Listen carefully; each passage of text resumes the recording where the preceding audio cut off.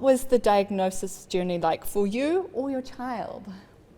Like a realisation of what we had already presumed, the awakening to the real life of what our future would hold with our daughter.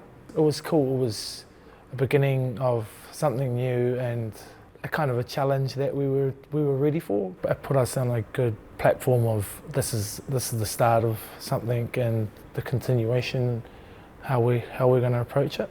Tēnā koutou katoa, ko Leon Ellison tōku ingoa. My name's Leon Ellison and I'm a father of a 5-year-old daughter, Te Taiamokura Ivy Faye Ellison, and I'm part of the discussion group for today. Big shout out to my beautiful wife, Rongorito Ellison. Kia ora. Well, I suppose the very first time we weren't aware of any autism in the family or anything, so it wasn't on our minds. And I had done a psychology undergrad, so I'd done like a short course on autism, and I thought it was the child rocking in the corner, not letting you touch them. And she was so affectionate, and you know, all these things that went against the stigma that we're taught. So it wasn't on my mind at all. And then we had a second baby, and she started having meltdowns, and we thought this is strange. And I started Googling how to help her adjust to the new baby, and everything that came up, I was thinking she doesn't have near the level of engagement to understand like a present from her baby sister or whatever. And then the word engagement in my head, and I was like, oh, autism maybe, you know. So I had pulled out the DSM and had a look, and I was like, ah. And immediately I was just sure. I was just instantly sure. But my husband took a bit more time.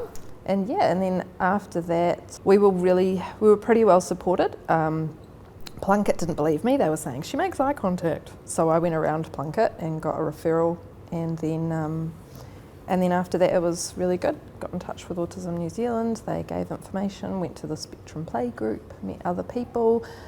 But we won the postcode lottery, because if you live in the Hutt Valley, there's a lot of good support, and I hear that that's not the case in the rest of the country. And she was really young, and we were speed tracked, because if you're under 2, there's a much better service for identification and support. And so then we went on to have 3 more children, and all 4 of them, by now we knew what we were looking at, and all 4 of them were diagnosed by 2. I mean, there were hiccups and there were things that didn't go exactly the way we would have thought would be best, but on the whole, pretty straightforward for our family. Hi, I'm Tabitha Harlow. I'm a parent to 4 autistic children, aged 2, 4, 6 and 8. My diagnosis journey was quite a mess. I mean, around the time that I started thinking I was autistic, I'd already lost contact with my family because of the breakdowns. I had really poor mental health. I'd been trying to end my life at least once a month for about 4 years, and I had been in the mental health services and had been misdiagnosed. So I went to my doctor and I asked, what do I do if I think I might be autistic? And it just happened that we had a psychologist at my GP practice who specialised in autism. So I went and saw her, and it was still complicated because the way things work, I had to be referred to my mental health team because I was in a mental health team. So she sent a referral, and when they refused to assess me, she assessed me anyway. The mental health services tried to stop it, tried to make sure it couldn't happen, but I got diagnosed because it was very obvious that I was autistic. And my diagnosis is what saved my life, but for a year after getting my diagnosis, I had to fight with the mental health services because they were trying to remove my diagnosis because they didn't like it, which was really hard because it was like, well, it stopped my attempts at ending my life, so why would you want to remove it? In terms of community, pre-diagnosis, when I was thinking I was autistic, it was kind of challenging. So I'd say to someone, oh, I think I'm autistic, and they'd be like, oh no, you're not autistic. Oh no, you're fine. Like, don't worry about it, you're normal. Which was really frustrating because those same people would say that I was really struggling before I said that I might be autistic. And then I got diagnosed and it was like, oh, but you're high functioning. Oh, but everyone's autistic. And it was just really frustrating. So then I wrote my book, and that has helped a lot of things. Yeah. I am Chanel Mariah. I am an autistic adult, and I work as an autistic advisor at Autism New Zealand, and I am an author and illustrator of my 2 books. In terms of myself and my whānau, I have whānau members who are diagnosed, but I'm not diagnosed. I don't have autism myself. But I do lead this clinic that we have here in the centre, and we have, generally we're supporting whānau with children under 5. So we see a variety of kind of identification and diagnosis journeys, I would say, within our clinic. So we have children come to us who have been diagnosed through the official pathway and referred from the hospital to come see us. But we also have a lot of parents coming to us whose children aren't yet diagnosed. And so for us, we don't say that you have to have an autism diagnosis in order to receive our services. So if we have a whānau who comes to us and their child is not diagnosed yet, what we'll do is we'll do a little kind of screener, a few questions and things to see if there's some signs of autism there. So some key ones might be perhaps not waving to say hello or goodbye, or having kind of different eye contact from neurotypical people, things like that. So if we see that there's enough signs there, we'll say you can access our services. And I think that's really important because the diagnostic journey, as Chanel indicates, can be really hard, depending, there's often quite a long wait. So we know that in Aotearoa, the average age of diagnosis is 6. If we were waiting for diagnosis, we wouldn't be seeing so many whānau. We want to get in there with the signs, and I think from our perspective, because we don't do diagnosis, if a child doesn't go on to receive a diagnosis, that's actually okay. We say, we don't know if your child's going to go on to receive a diagnosis or not, but there's some signs here and maybe we could help. So yeah, I'd say that's kind of the journey for our whānau in that space. Kia ora, I'm Hannah Waddington. I'm clinic lead of the Victoria University of Wellington Autism Clinic, and I also have autistic whānau members. How has an autism diagnosis changed things for you and your whānau? My diagnosis significantly improved my mental health and saved my life and got me out of being in the hospital so often. I was able to put in the right tools and understand myself better and develop a little bit of self-confidence because I was always feeling like I was doing things wrong. So learning who I was and what I needed was really helpful, and being able to explain that to people around me meant that I have been able to get a bit closer to people because we're actually understanding each other in terms of communication. In terms of my family, I mentioned that I didn't have contact with them before. After my diagnosis, we were able to fix a lot of those relationships. We had more of an understanding of each other. I understood why my parents were frustrated with some of the things I was doing because honestly, I was very stubborn and I challenged every value they had and every moral, and I wasn't an easy child. On the other hand, they now have a better understanding of my communication and my needs, and they're not just being like, oh, we're going out now, you need to come. It's, okay, you actually need time to prepare for that, or you might need some quiet time, I'm going to leave you alone for that time.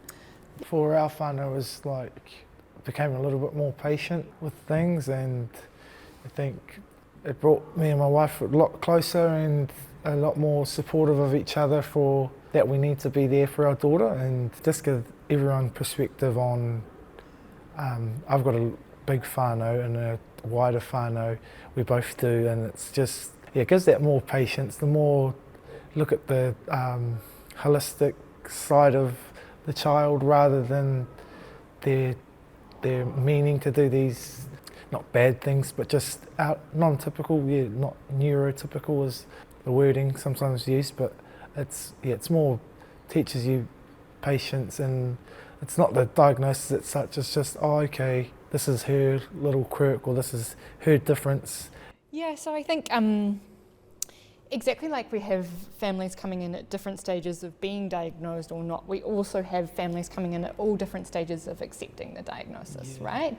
And so it's really important for us to take families where they're at and try and move them towards the really positive place of accepting and understanding this diagnosis is a really great way of understanding their child, When you, and you've talked to me about this, Tabitha, when you Google things, it can be really scary, you can hear a lot of negative stuff, you can come in with all these ideas about what autism is. So I really see a big job for us at the clinic is supporting parents to go through that journey of accepting their child's diagnosis, and through parents helping the child to be more accepting of themselves as well. So really the idea, that autism is a difference, not a deficit or a disorder.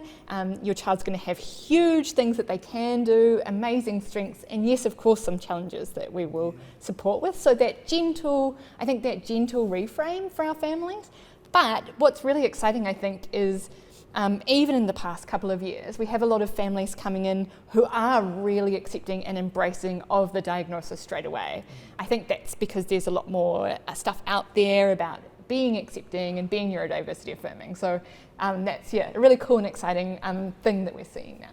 Everything has changed. I mean, no one knows the future. I don't know what would have been in store for us had this, not entered our journey, but our life is pretty much revolves around supporting the needs that they have right now, and trying to create real quality of life for everybody, and making sure that we're advocating everywhere we go.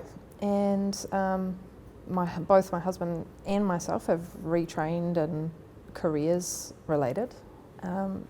So there's no end to how much it's changed things for us. But also, like, as people, previously, I always sort of worked in mental health, and worked in fields, where diagnosis was a very common word, and I didn't understand autism, and thought I did, and I've learnt so much about it, and about neurodiversity in general, and how much people out there don't understand, and they have no reason to understand. And I thought I was the kind of person who would have been, understood this, and I didn't. And I think back to some of the things I thought in the early days, and I'm like, oh my goodness, how stupid. What did I say to people? So it's just massively changed me as a person and how I see it. Changes your perspective on what you were like as a child and how you interacted when you were at school, and because you learn so much about it, you go, oh, that's why that kid was like that. God, I was such an ego.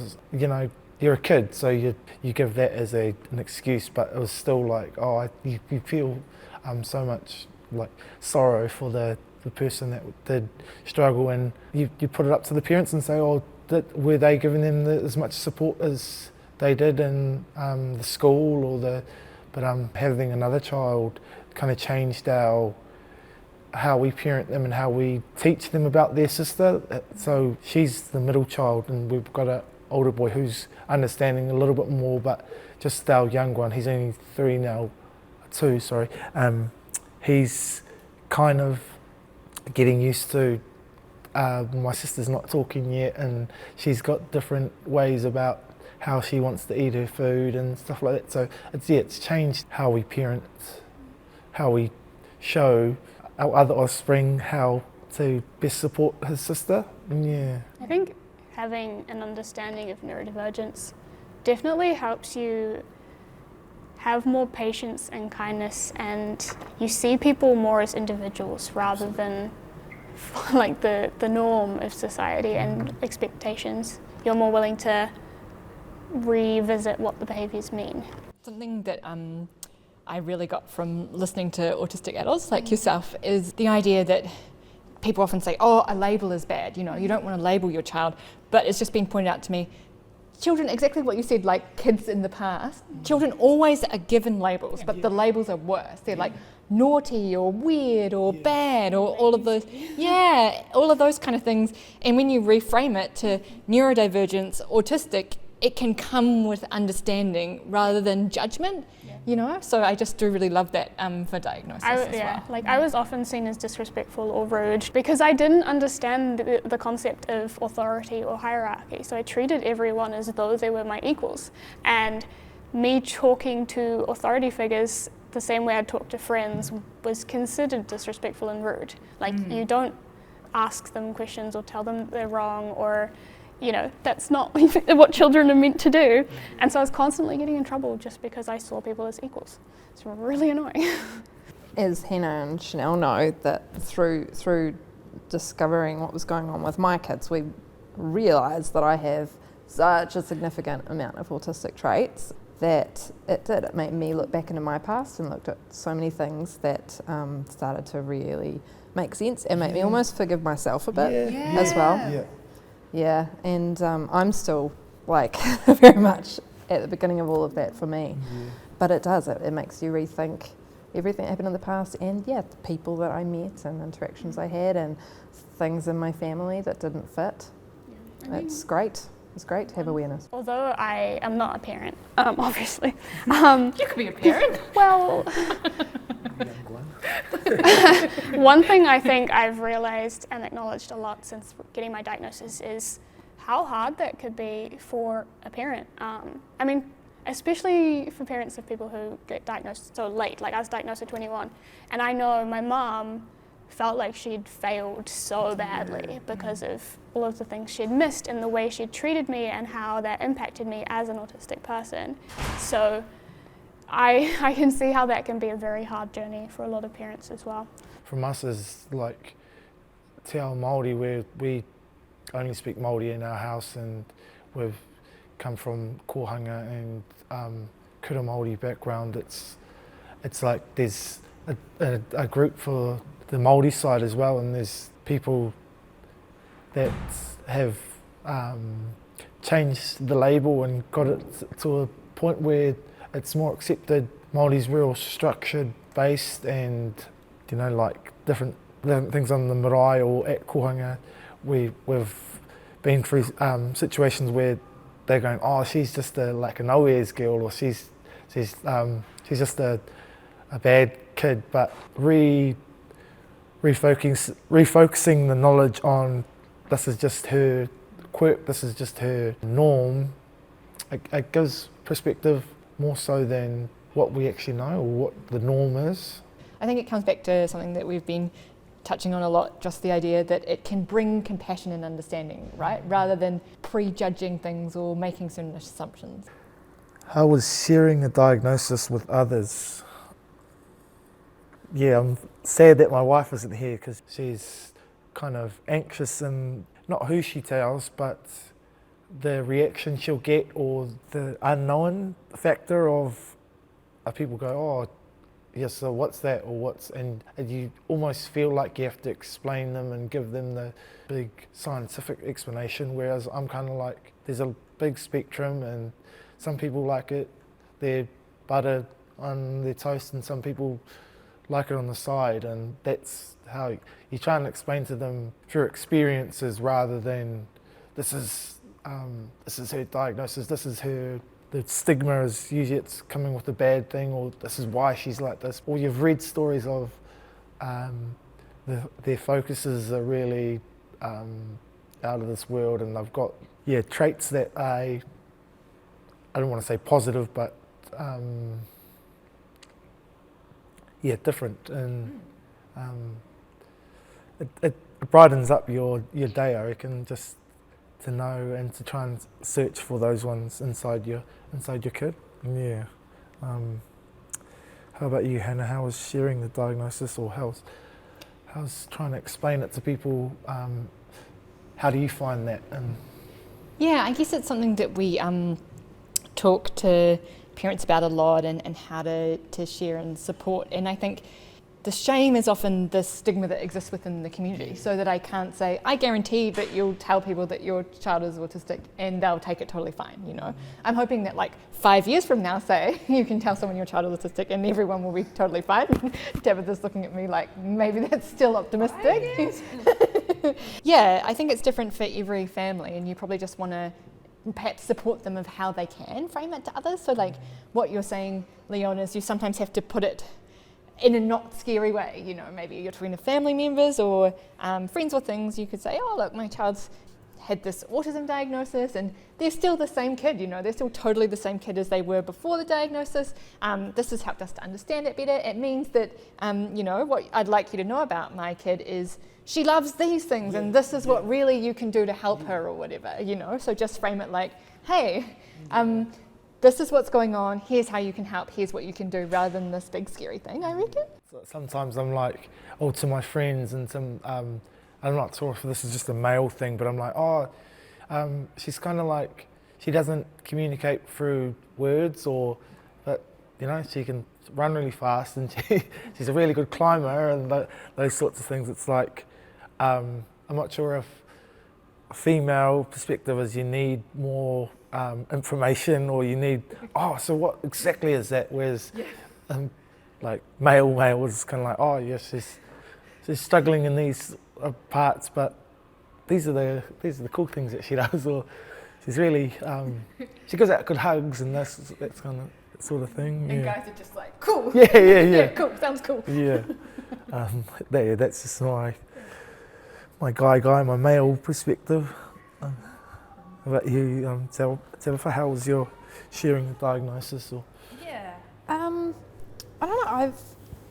I tend to be a bit of an oversharer, so I'm never afraid to Providing to a lot of people. helpful information, perhaps. Yeah, and and it is something I'm so passionate about advocating for now, and I'm sometimes a bit lost between the two worlds of what am I doing that's best for my child specifically, advocating for them, versus trying to break down the stigma of autism and get people to recognise what neurodivergence really is. Because, so for example, I used to often have those big conversations with people about my kid's diagnosis, and also pointing out, like you suggest, often wanting to point out all of the really super positive things.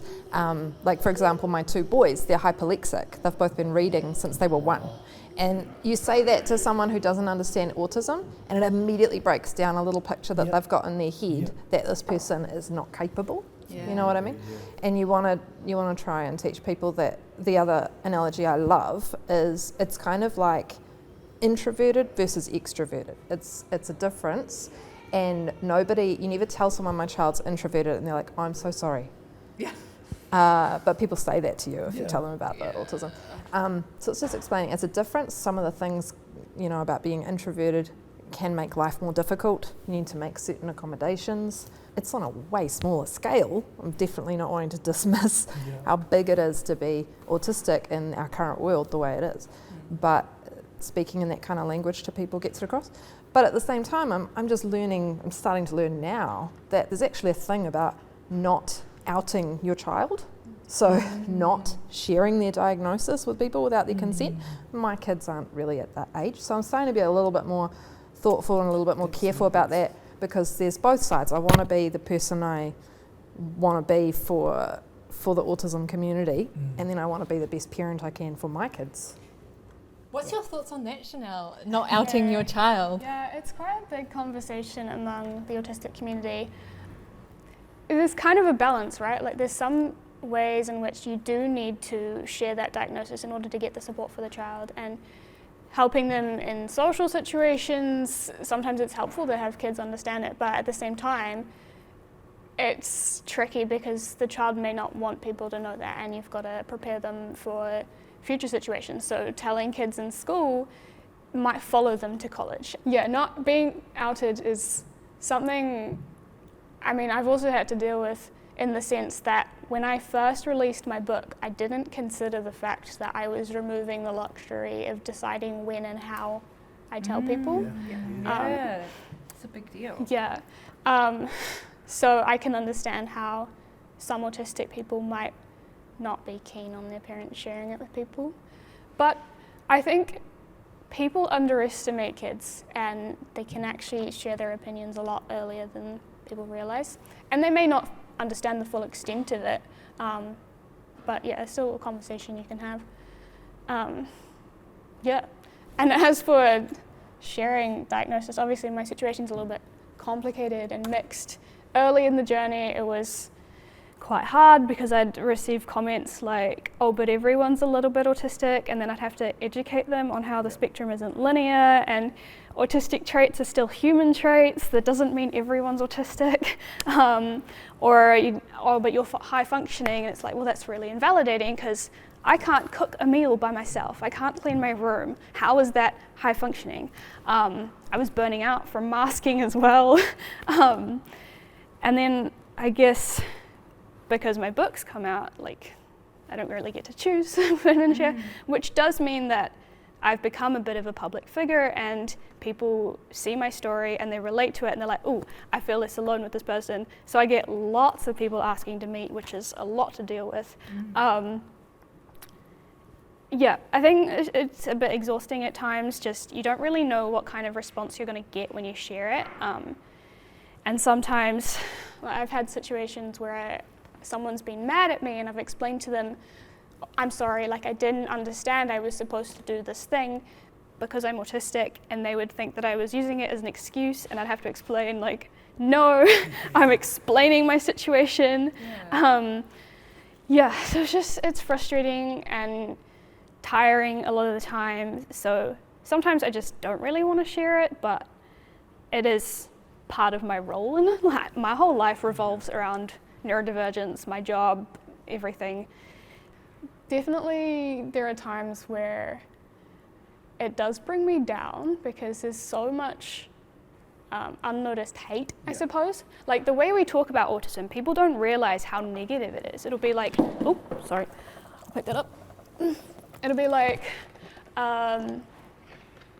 oh, they're succeeding despite being autistic, or oh, they overcame their autism to do this thing, or you know, it's, I don't know, or people thinking that you can't do things. Like, if people knew that I couldn't cook a meal or clean my room or stuff, they'd think that I can't have a job. I'm really good at my job.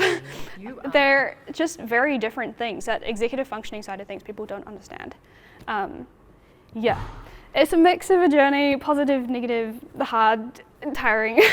Yeah.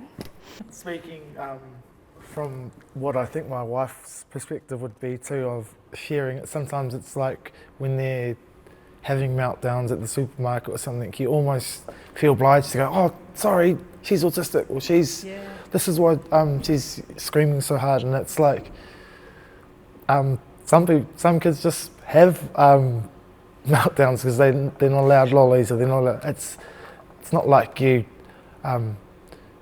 have to share it because this is why she's not being the perfect kid or something like that. So yeah, in those instances, it's really, it's difficult sometimes as a parent going, do we always need to tell people?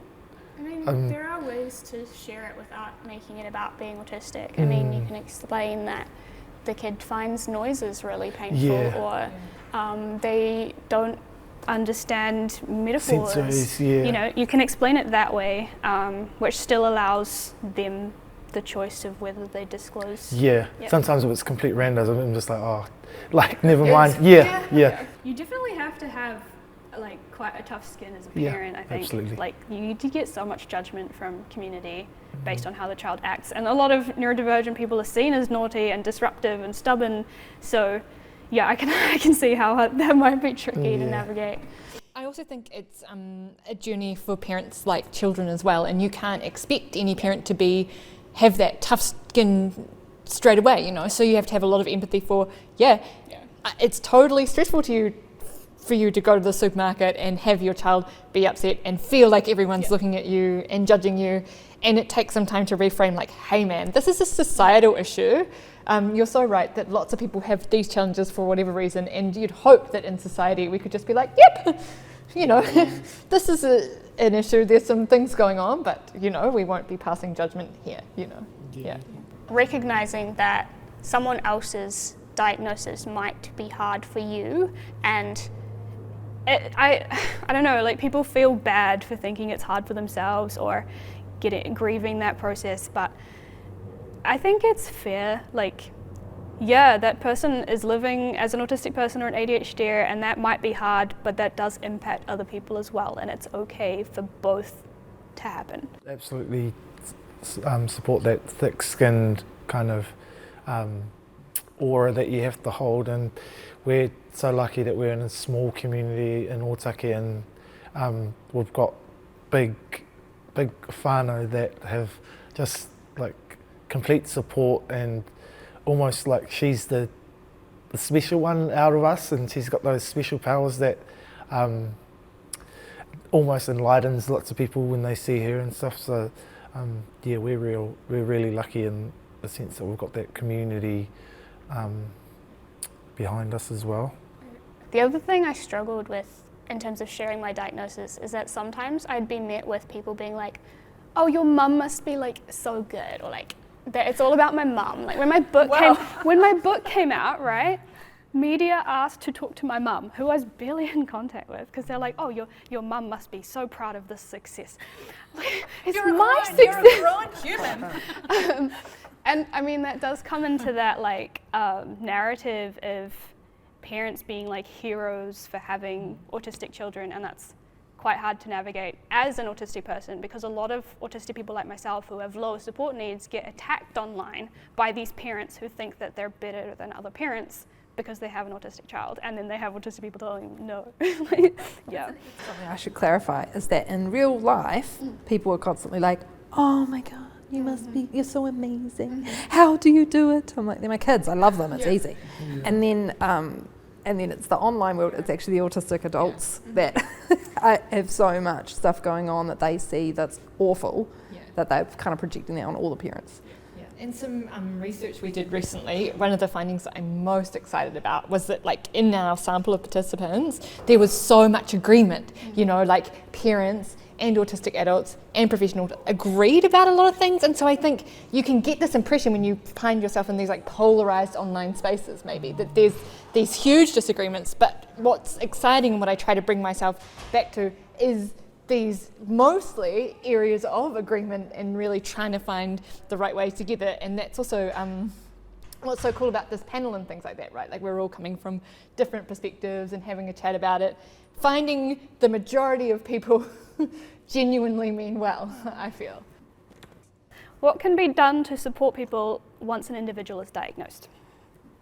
There are so many different disconnected services, and it's really hard to figure it all out once you get a diagnosis. Like that's so overwhelming. So having someone to help navigate that is helpful. Another is just like educating yourself on neurodivergence.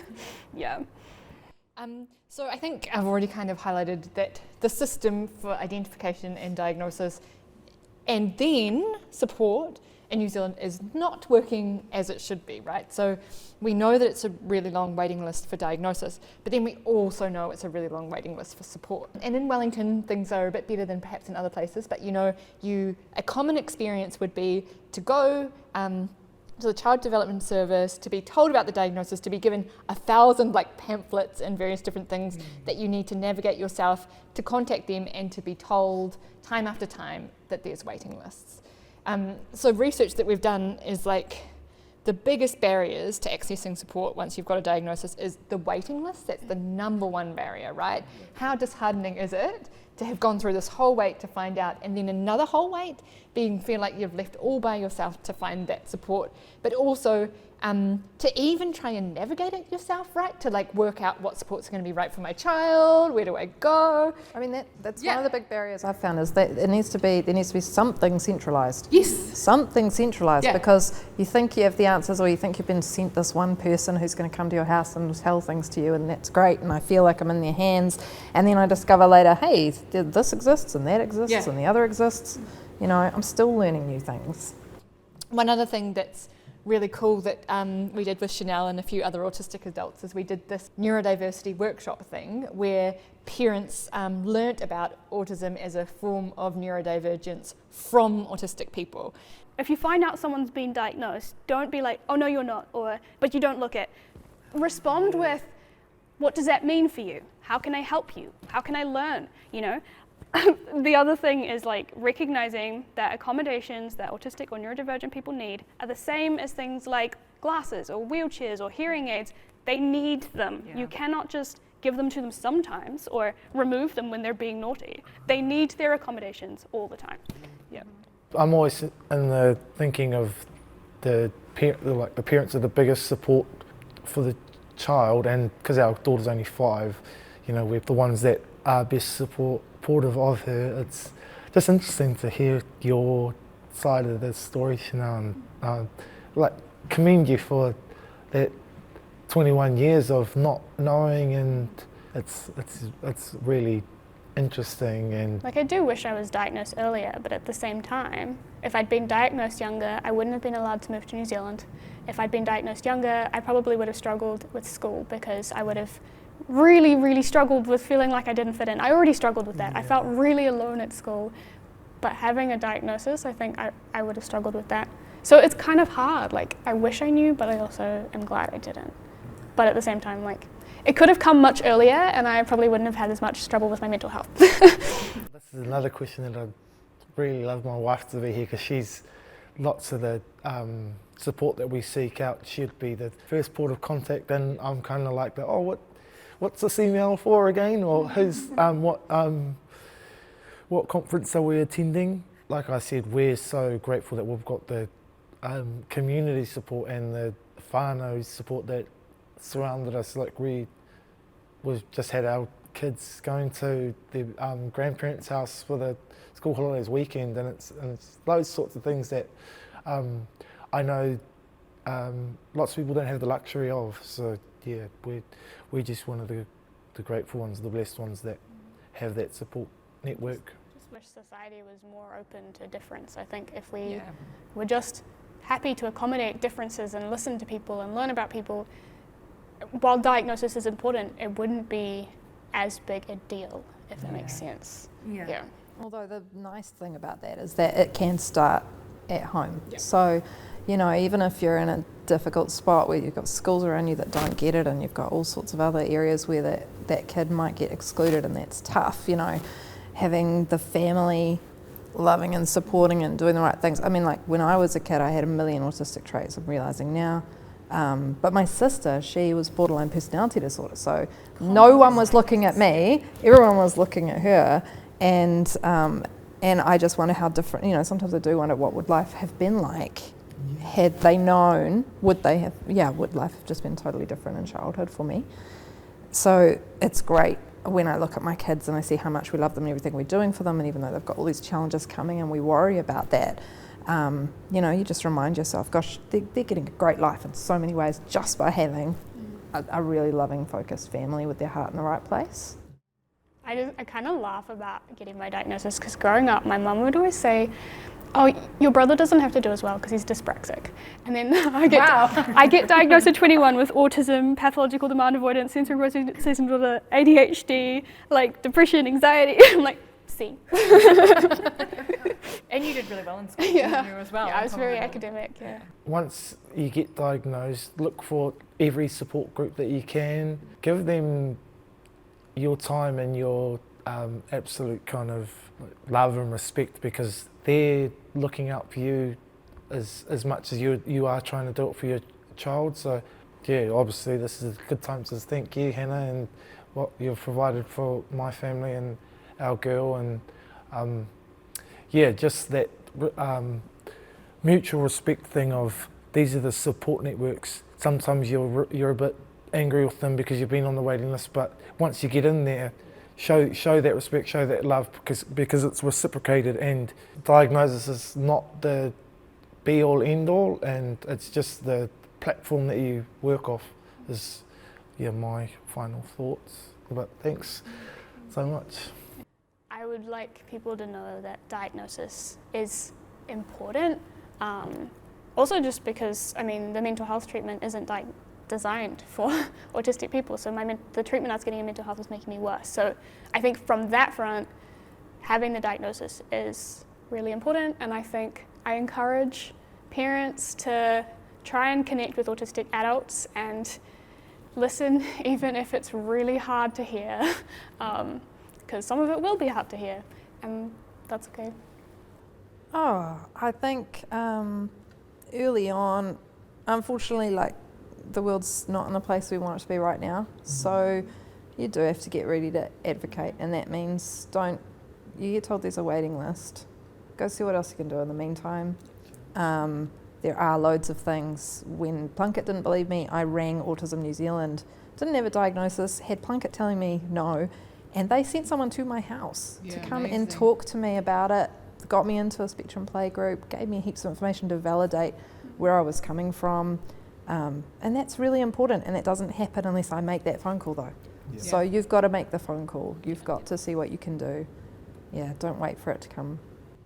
Yeah, a diagnosis can be a really positive thing, support everyone's understanding. And I also think something that I just didn't get to touch on is being a professional working in this space, I'm increasingly seeing all professionals want to do the right thing, you know, and the problem with the waiting list is a funding problem, you know. We just really need more resources in this area so children can be identified early, diagnosed in a timely fashion and be supported to access appropriate supports. That would be a system that could work and just isn't working so well at the moment. I don't think we as a country realise the consequences of not prioritising this, because autistic people very commonly struggle with their mental health, and because of like people not understanding autism, they struggle to get work, which means they struggle to fund housing, and you know, it's like a whole life issue.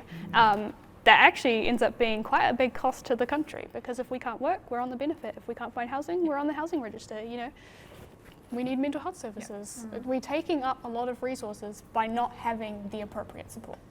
Yeah. We know right now that all the children out there who need AWS, for example, are not getting it. We know that, everybody knows that because it's limited, and yet we know that so many of these people can thrive if they're given their wheelchair. Yeah. They can do it. Yeah. So we've got to address that. Ngā mihi nui kia koutou. Thank you so much all for your time. I've really enjoyed this conversation.